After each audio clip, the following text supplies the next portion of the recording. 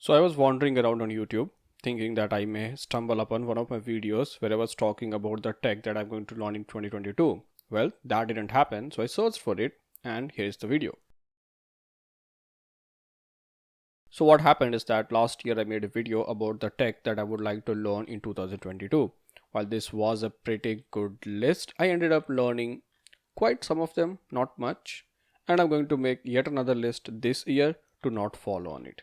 But jokes aside, to be honest, the reason why I wasn't able to learn all these things last year is because most of these were based on the hotness of the topic, how crazy it is, how much it is there in the trend right now, and less focused on what I actually need, which is why I wasn't able to learn much about it. But this year, I'm not going to do that. I'm going to add only those things that I have to work with, that I have to use in the future, instead of those things that I am fascinated by or which are in the trend right now. Well, so let's get started with our link. First of all, the things that I'm interested in or that I have to work on this year are pretty simple: apps, websites, some server side development, and MLAI is the field that I'm kind of interested in. But hey, don't worry, just as I said, I'm not just following some kind of weird trend. Although MLAI is not the trend right now, it was kind of in 2 3 years ago. But to get started, the first thing that I'm kind of focusing on here is a lot of mathematics. So the thing is that I want to get better with machine learning, artificial intelligence, media processing, and cryptography. Again, I'm not following the trend. These are the three things that I had in my mind. And to get better with them, there are so many underlying formulas, there's so many underlying algorithms, complicated algorithms on which they work, which rely on a lot of mathematics. So while there are simple functions or methods available in multiple programming languages, for example, if you want to do some kind of linear regression, there is a package in Python. So even if you don't know the formula, if you just understand the concept, you can do that. But if you know the formula, if you know the complete algorithm behind it, the implementation, it's a lot better. Which is why I thought that I will try to spend some time with such concepts so that I can understand the basic mathematics, then I can understand the underlying algorithm there. So it works in layers, and understanding this basic mathematics is the lowest layer here. So the very first thing that I want to get started with the basics of probability. These are the very basic stuff. I will say up to, like, dependent and independent event and probability.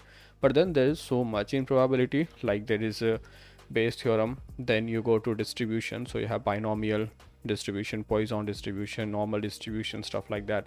Then I want to get better with the statistics, so there are so many things there too, different kind of hypothesis testing like z test, t test, chi-square design, etc. Then I have to get better with matrix, so we have I mean, it's not very hard, there are just few things that I have to revise. So you can say, no, basics of matrix calculations, addition, subtraction, multiplication, stuff like that.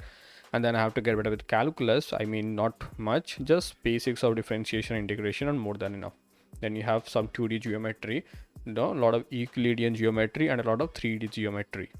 And then I heard so much about group theory and how it is used to optimize algorithms. So I want to understand that a little bit.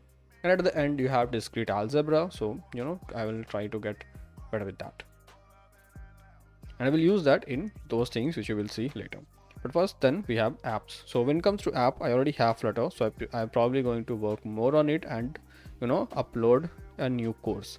And then I want to work with Jetpack Compose and Swift. See, the thing is, once you know a cross-platform framework, it doesn't make sense to learn another cross-platform framework, which means if you know Flutter, it makes no sense to learn React Native, or if you know React Native to come to Flutter or something like that. I mean, you can, it's not bad. It's just that for me, I want to now get better with native development, not cross-platform development. So I know Flutter, cross-platform, good and great, but I want to get better with Jetpack Compose. I want to get better with Swift UI and stuff like that. So these are the things that I'm going to work on this year: Flutter course, and then probably Jetpack Compose course and Swift UI course for iOS and Android native development. I also know React Native, so I'm kind of thinking, just a basic policing course, like, how to build simple and great UI, then little bit of API calls, local storage, navigation, Firebase, and that's pretty much it. So maybe that will be there in React Native. Then I have web. So I have this one here without any use. So in web, we have so many technologies, obviously. So I made my mind to limit myself here because the JavaScript framework world is huge and all of them have their merits. There is something coming out every day. You have Svelte, Astro, Nest.js, then there is I have Angular, Vue, and whatnot. So I kind of said that I'm going to limit myself. So When it comes to client-side rendering, I have React.js. If you want to do server-side rendering, you have Next.js, and then a lot of server-side rendering too. So, for example, it's like things like EJS, or you can say like Django's HTML and stuff like that.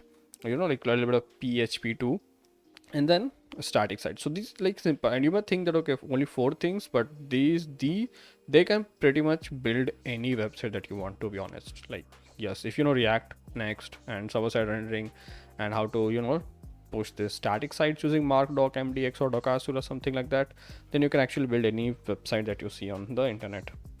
Pretty much any website that you see on the internet. Then comes the backend web development part, which again interesting. The first thing that I want to get started with is Laravel. But I mean, I want to record some videos related to Laravel because I have seen that it's really easy to develop a basic API, and it's really easy to develop a simple website using Laravel. So if you are a freelancer, it's going to be very good.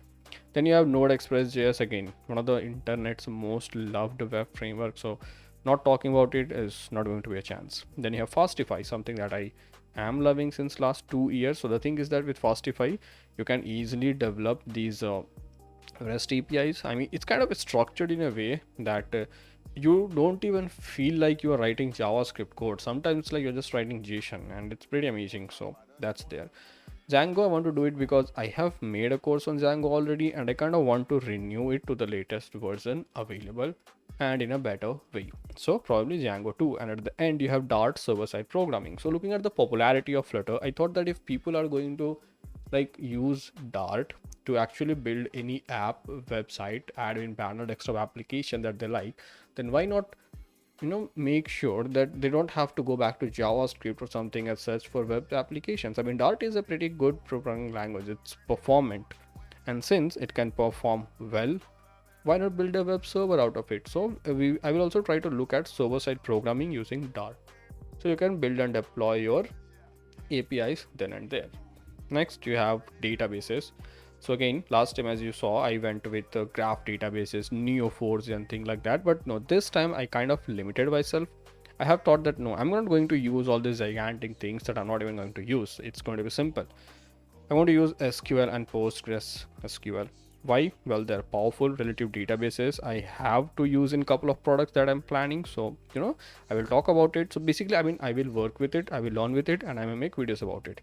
On NoSQL databases, we already have MongoDB. So I will talk about these. And the thing about databases is that here, when I'm listing databases, I'm trying to talk only about the database, not using MongoDB with Node and Express.js, because in such scenarios you don't talk about the database much. You just use an ORM, you talk basics, and then you are done.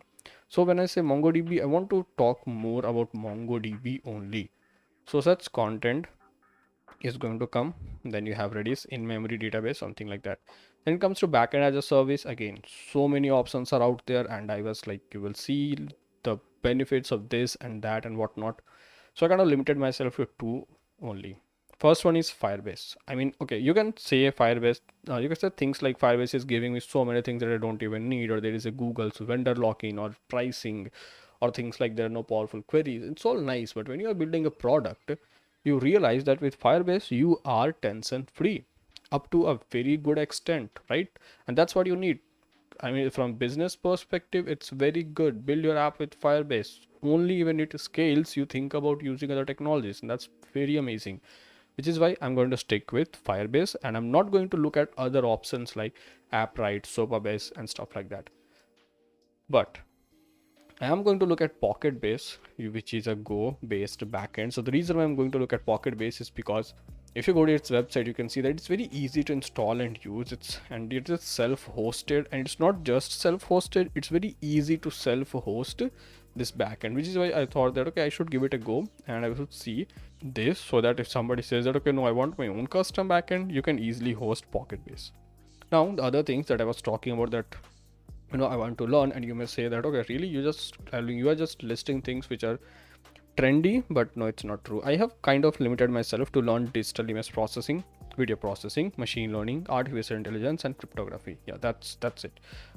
So the thing is that there are so many topics here which I have not even concluded. I mean, I want a clear pathway of what I have to learn first and next. So, and I have an idea, but I want to get the theoretical idea as well as the practical implementation. So for example, when it comes to machine learning, I have to work a lot more and understand so much about gathering the data, cleaning the data, storing the data, using the data, and work a lot with NumPy, Pandas, things like that. Understand linear regression, decision tree, KNNs, and so many other amazing algorithms, and then actually build something out of it as a product. So I kind of want to take the college level education experience and actually see what you can do with that, because that's something that you miss out of college. I mean, I know Fourier transformation and digital image processing, but I haven't actually used it anywhere still now. So I kind of want to connect the dots this time.